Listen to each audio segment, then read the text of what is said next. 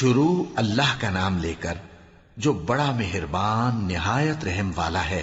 سب تعریف اللہ ہی کو ہے جس نے اپنے محبوب بندے محمد صلی اللہ علیہ وآلہ وسلم پر یہ کتاب نازل کی اور اس میں کسی طرح کی کجی اور پیچیدگی نہ رکھی، بلکہ سیدھی اور سلیس اتاری تاکہ لوگوں کو عذاب سخت سے جو اس کی طرف سے آنے والا ہے ڈرائے، اور مومنوں کو جو نیک عمل کرتے ہیں خوشخبری سنائے کہ ان کے لیے ان کے کاموں کا نیک بدلہ یعنی بہشت ہے جس میں وہ ہمیشہ رہیں گے، اور ان لوگوں کو بھی ڈرائے جو کہتے ہیں کہ اللہ نے کسی کو بیٹا بنا لیا ہے۔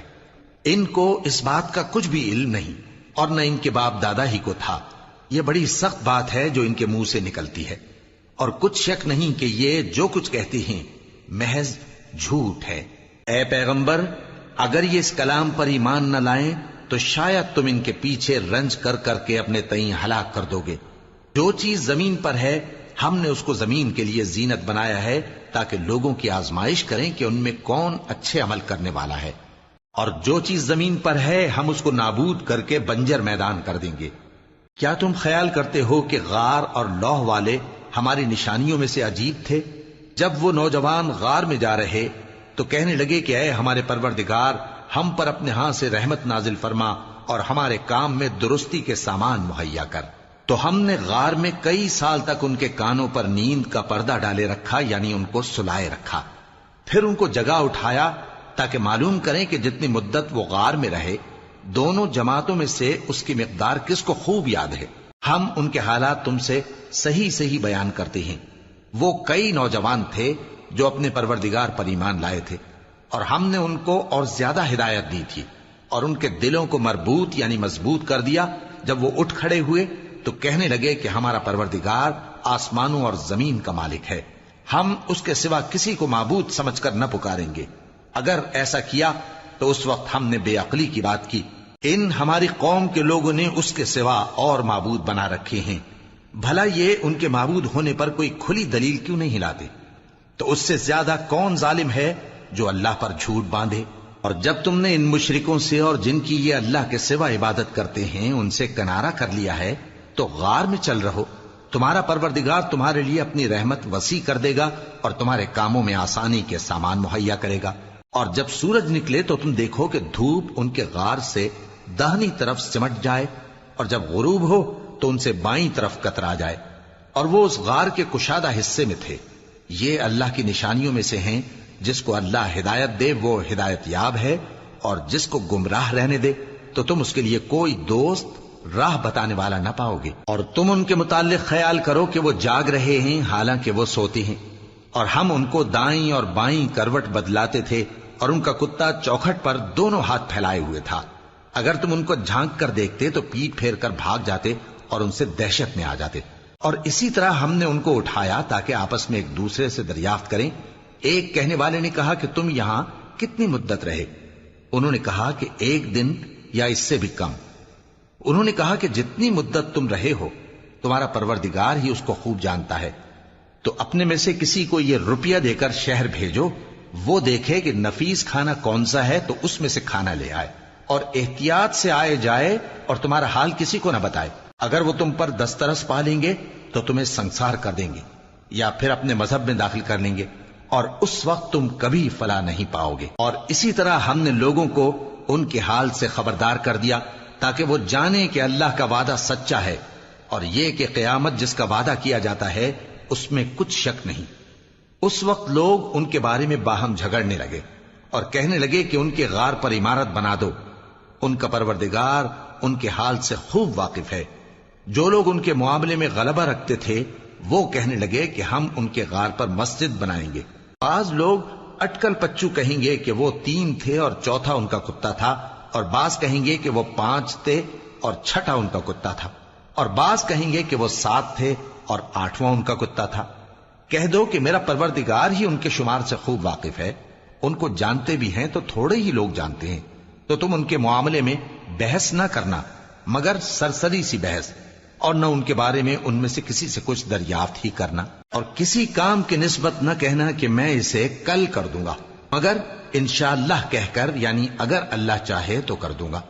اور جب اللہ کا نام لینا بھول جاؤ تو یاد آنے پر لے لو۔ اور کہہ دو کہ امید ہے کہ میرا پروردگار مجھے اس سے بھی زیادہ ہدایت کی باتیں بتائے۔ اور اصحاب کہف اپنے غار میں 9 پر 300 سال رہے۔ کہہ دو کہ جتنی مدت وہ رہے اسے اللہ ہی خوب جانتا ہے، اسی کو آسمانوں اور زمین کی پوشیدہ باتیں معلوم ہیں، وہ کیا خوب دیکھنے والا اور کیا خوب سننے والا ہے۔ اس کے سوا ان کا کوئی کارساز نہیں، اور نہ وہ اپنے حکم میں کسی کو شریک کرتا ہے۔ اور اپنے پروردگار کی کتاب کو جو تمہارے پاس بھیجی جاتی ہے پڑھتے رہا کرو، اس کی باتوں کو کوئی بدلنے والا نہیں، اور اس کے سوا تم کہیں پناہ بھی نہیں پاؤ گے۔ اور جو لوگ صبح و شام اپنے پروردگار کو پکارتے اور اس کی خوشنودی کے طالب ہیں، ان کے ساتھ صبر کرتے رہو، اور تمہاری نگاہیں ان میں سے گزر کر اور طرف نہ دوڑیں کہ تم دنیاوی زندگی کی رونقوں کے خواستگار ہو جاؤ۔ اور جس شخص کے دل کو ہم نے اپنی یاد سے غافل کر دیا ہے اور وہ اپنی خواہش کی پیروی کرتا ہے اور اس کا کام حد سے بڑھ گیا ہے، اس کا کہا نہ ماننا۔ اور کہہ دو کہ لوگوں، یہ قرآن تمہارے پروردگار کی طرف سے برحق ہے، تو جو چاہے ایمان لائے اور جو چاہے کافر رہے۔ ہم نے ظالموں کے لیے دوزخ کی آگ تیار کر رکھی ہے جس کی قناتیں ان کو گھیر رہی ہوں گی، اور اگر فریاد کریں گے تو ایسے کھولتے ہوئے پانی سے ان کی داد رسی کی جائے گی جو پگھلے ہوئے تانبے کی طرح گرم ہوگا، اور جو ان کے چہروں کو بھون ڈالے گا۔ ان کے پینے کا پانی بھی برا اور آرام گاہ بھی بری۔ اور جو ایمان لائے اور کام بھی نیک کرتے رہے تو ہم نیک کام کرنے والوں کا اجر ضائع نہیں کرتے۔ ایسے لوگوں کے لیے ہمیشہ رہنے کے باغ ہیں جن میں ان کے محلوں کے نیچے نہریں بہ رہی ہیں، ان کو وہاں سونے کے کنگن پہنائے جائیں گے، اور وہ باریک دیبا اور اطلس کے سبز کپڑے پہنا کریں گے، اور تختوں پر تکیے لگا کر بیٹھا کریں گے۔ کیا خوب بدلہ اور کیا خوب آرام گاہ ہے۔ اور ان سے 2 شخصوں کا حال بیان کرو جن میں سے ایک کو ہم نے انگور کے 2 باغ عنایت کیے تھے اور ان کے گردا گرد کھجوروں کے درخت لگا دیے تھے، اور ان کے درمیان کھیتی پیدا کر دی تھی۔ دونوں باغ کثرت سے پھل لاتے اور اس کی پیداوار میں کسی طرح کی کمی نہ ہوتی، اور دونوں میں ہم نے ایک نہر بھی جاری کر رکھی تھی، اور اس طرح اس شخص کو ان کی پیداوار ملتی رہتی تھی۔ تو ایک دن جبکہ وہ اپنے دوست سے باتیں کر رہا تھا، کہنے لگا کہ میں تم سے مال و دولت میں بھی زیادہ ہوں اور جتھے اور جماعت کے لحاظ سے بھی زیادہ عزت والا ہوں، اور ایسی شیخیوں سے اپنے حق میں ظلم کرتا ہوا اپنے باغ میں داخل ہوا۔ کہنے لگا کہ میں نہیں خیال کرتا کہ یہ باغ کبھی تباہ ہو، اور نہ خیال کرتا ہوں کہ قیامت برپا ہو، اور اگر میں اپنے پروردگار کی طرف لوٹایا بھی جاؤں تو وہاں ضرور اس سے اچھی جگہ پاؤں گا۔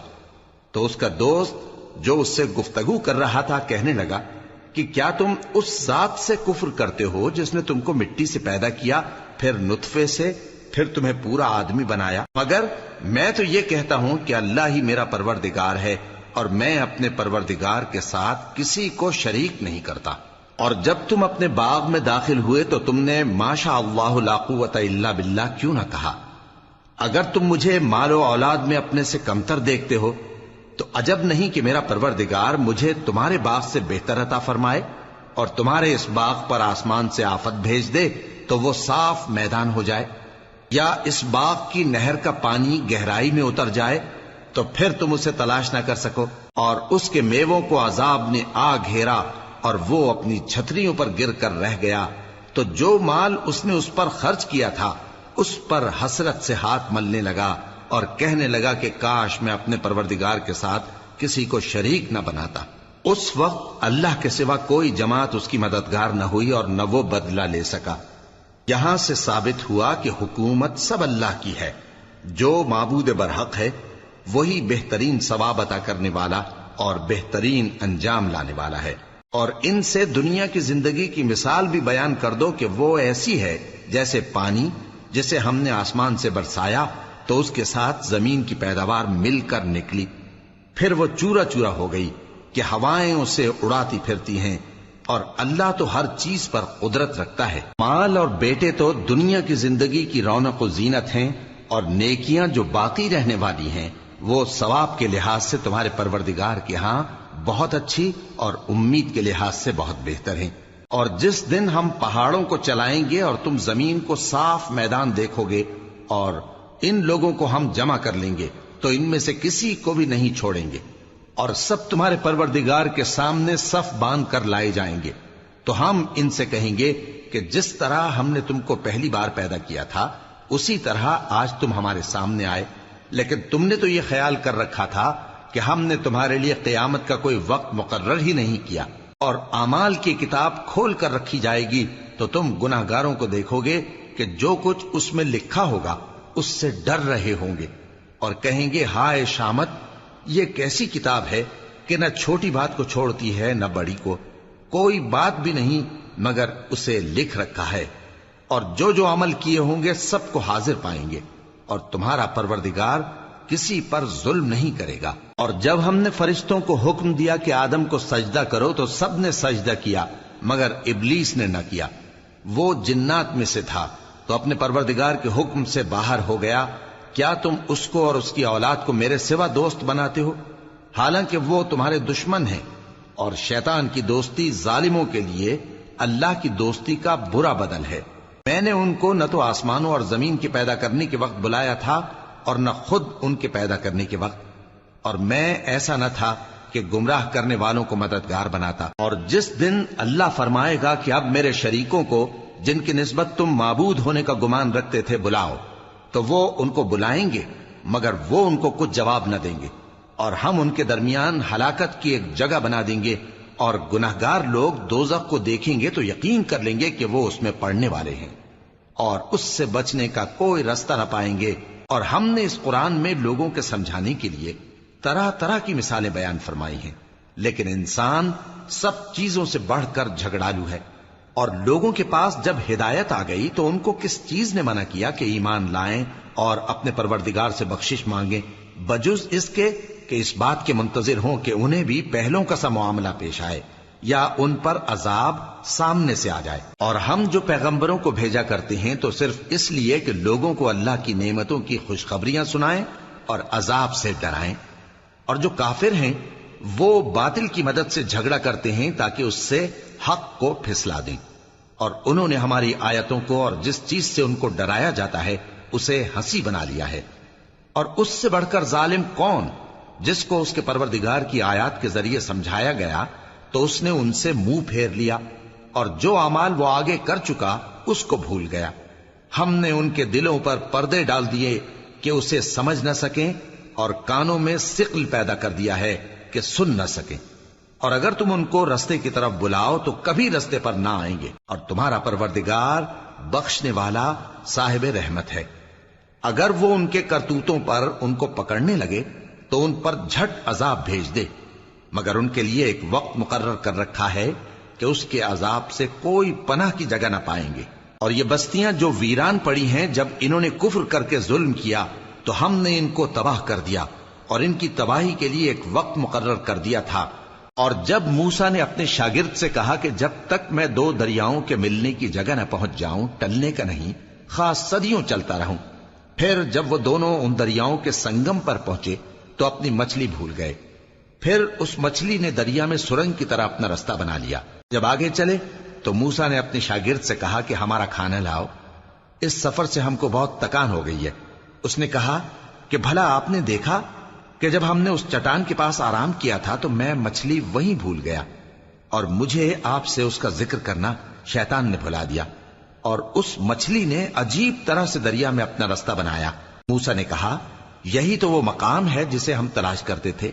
तो वो अपने पांव के निशान देखते देखते लौट गए।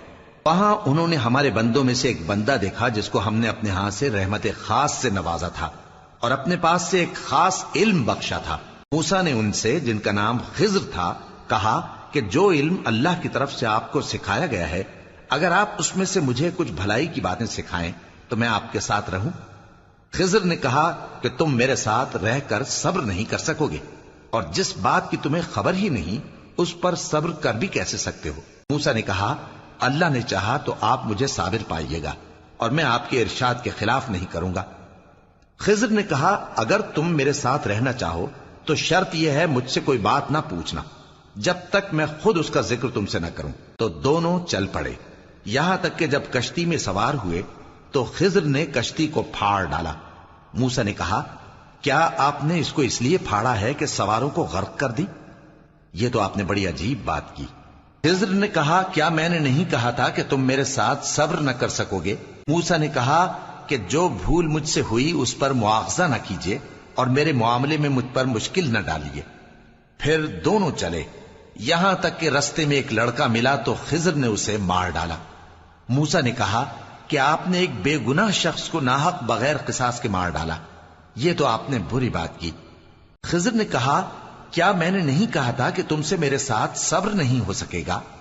انہوں نے کہا کہ اگر میں اس کے بعد پھر کوئی بات پوچھوں یعنی اعتراض کروں تو مجھے اپنے ساتھ نہ رکھیے گا کہ آپ میری طرف سے عذر کے قبول کرنے میں حد کو پہنچ گئے ہیں۔ پھر دونوں چلے، یہاں تک کہ گاؤں والوں کے پاس پہنچے اور ان سے کھانا طلب کیا۔ انہوں نے ان کی ضیافت کرنے سے انکار کیا۔ پھر انہوں نے وہاں ایک دیوار دیکھی جو گرا چاہتی تھی تو خضر نے اس کو سیدھا کر دیا۔ موسیٰ نے کہا کہ اگر آپ چاہتے تو ان سے اس کا معاوضہ لے لیتے تاکہ کھانے کا کام چلتا۔ خضر نے کہا کہ اب مجھ میں اور تم میں علیحدگی، مگر جن باتوں پر تم صبر نہ کر سکے میں ان کا تمہیں بھید بتائے دیتا ہوں کہ وہ جو کشتی تھی غریب لوگوں کی تھی جو دریا میں محنت کر کے یعنی کشتیاں چلا کر گزارا کرتے تھے، اور ان کے سامنے کی طرف ایک بادشاہ تھا جو ہر اچھی کشتی کو زبردستی چھین لیتا تھا، تو میں نے چاہا کہ اسے عیبدار کر دوں تاکہ وہ اسے غصب نہ کر سکے۔ اور وہ جو لڑکا تھا اس کے ماں باپ دونوں مومن تھے، ہمیں اندیشہ ہوا کہ وہ بڑا ہو کر بد کردار ہوگا تو کہیں ان کو سرکشی اور کفر میں نہ پھنسا دے، تو ہم نے چاہا کہ ان کا پروردگار اس کی جگہ ان کو اور بچہ عطا فرمائے جو اخلاقی پاکیزگی میں بہتر اور محبت میں زیادہ قریب ہو۔ اور وہ جو دیوار تھی سو 2 یتیم لڑکوں کی تھی جو شہر میں رہتے تھے، اور اس کے نیچے ان کا خزانہ دفن تھا، اور ان کا باپ ایک نیک آدمی تھا۔ تو تمہارے پروردگار نے چاہا کہ وہ اپنی جوانی کو پہنچ جائیں اور پھر اپنا خزانہ نکالے۔ یہ تمہارے پروردگار کی مہربانی ہے، اور یہ کام میں نے اپنی طرف سے نہیں کیے، یہ ان باتوں کی حقیقت ہے جن پر تم صبر نہ کر سکے۔ اور تم سے ذوالقرنین کے بارے میں دریافت کرتے ہیں، کہہ دو کہ میں اس کا کسی قدر حال تمہیں پڑھ کر سناتا ہوں۔ ہم نے اس کو زمین میں بڑا اقتدار دیا تھا اور ہر طرح کا سامان اس کو عطا کیا تھا، تو اس نے ایک سفر کا سامان کیا، یہاں تک کہ جب سورج کے غروب ہونے کی جگہ پہنچا تو اسے ایسا پایا کہ ایک کیچڑ والے چشمے میں ڈوب رہا ہے، اور اس چشمے کے پاس ایک قوم دیکھی۔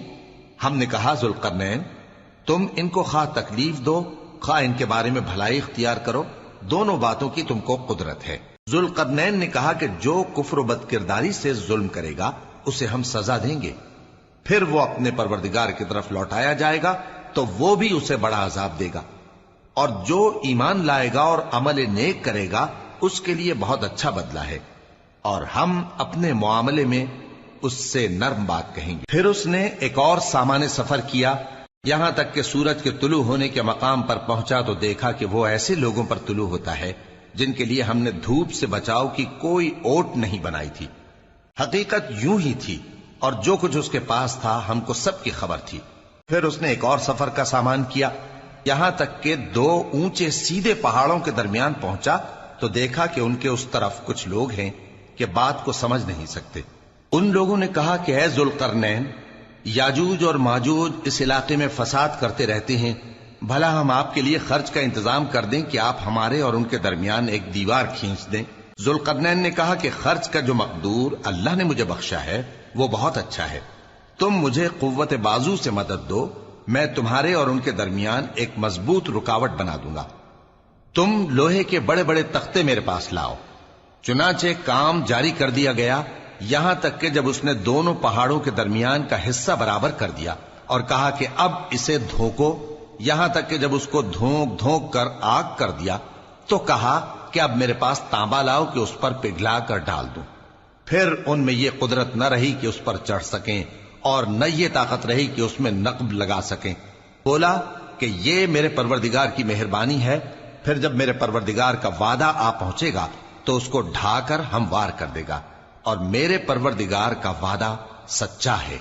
اس روز ہم ان کو چھوڑ دیں گے کہ روئے زمین پر پھیل کر ایک دوسرے میں گھس جائیں گے، اور سور پھونکا جائے گا تو ہم سب کو جمع کر لیں گے، اور اس روز ہم جہنم کو کافروں کے سامنے لائیں گے جن کی آنکھیں میری یاد سے پردے میں تھیں اور وہ سننے کی طاقت نہیں رکھتے تھے۔ اب کیا کافر یہ خیال کرتے ہیں کہ وہ میرے بندوں کو میرے سوا اپنا کارساز بنائیں گے تو میں خفا نہیں ہوں گا؟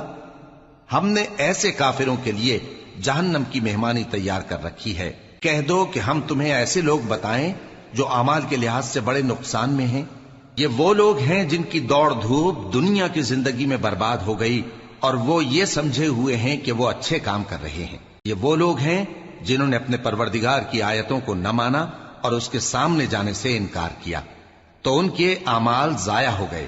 سو ہم قیامت کے دن ان کے لیے کچھ بھی وزن قائم نہیں کریں گے۔